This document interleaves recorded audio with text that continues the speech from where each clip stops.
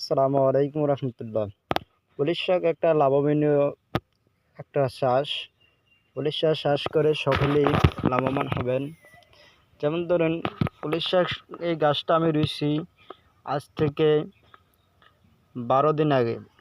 তো 12 দিন আগে গাছটা রুইছি, এখন গাছটা গ্রোথ দেখতে পাচ্ছেন, কত সুন্দর একটা গাছ হয়েছে। এবং গোড়ার মাটিটা আপনাদেরকে দেখেছি, এই হলো গোড়া, এই হলো আপনার সার, ইউরিয়া সার। এখন সার দেওয়ার সময় হয়ে গেছে, আজকে বিকালে সার দিব এবং পোকের ওষুধ দিব। এই গাছটা আমি মূলত রুইছি একটা বাড়ির আঙ্গিনায়, দেখতে পাচ্ছেন সকালে বাড়ির আঙ্গিনায় রয়েছি। তো গাছটা মূলত আসলে এইভাবে এই খাড়া ছিল। তো আমি গাছটাকে এভাবে ধরে এভাবে নুয়ে দিছি। গাছটা এখন আমার জালের মিল অগ্রসর হয়ে গেছে। ঠিক তেমনইভাবে আমার একটি গাছ আছে, এই গাছটা একইভাবে দাঁড়িয়ে আছে। এই গাছটা পর্যন্ত ছোট। তো আমি আগাটাকে আস্তে আস্তে করে আমার হাতের দিয়ে আমি গাছটাকে ঘুরিয়ে দিলাম।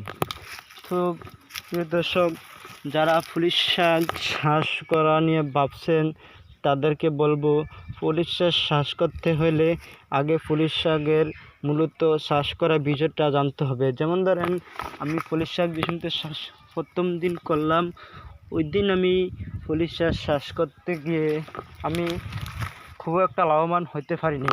কারণ হলো, আমার ধারে পানি ছিল না। এই কারণে আমি পুলিশ চাষটা লাভবান তেমন একটা হয়নি। পুলিশ শাক চাষ করার আগে আপনি পর্যাপ্ত পরিমাণ ভাবতে হবে যে পানির সংকট যাতে না থাকে। পুলিশ শাকে যত পরিমাণ পানি দিবেন, তত পরিমাণে আপনি লাভবান হতে পারবেন। আর পুলিশ শাকে যত পরিমাণ পানি না দিতে পারবেন, তত পরিমাণ আপনি লাভবান হতে পারবেন না। আজকের এই ভিডিওতে আপনাদেরকে আর একটা বিষয় দেখাবো।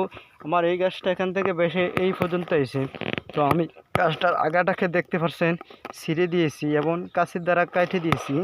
এই দ্বারা আপনার এই যে গাছের গোড়া থেকে একটা মূলত দেখতে পাচ্ছেন, এখান থেকে আবার আমার প্রত্যেকটা পাতার থেকে আবার আপনার নতুন টেংরি ছাড়বে।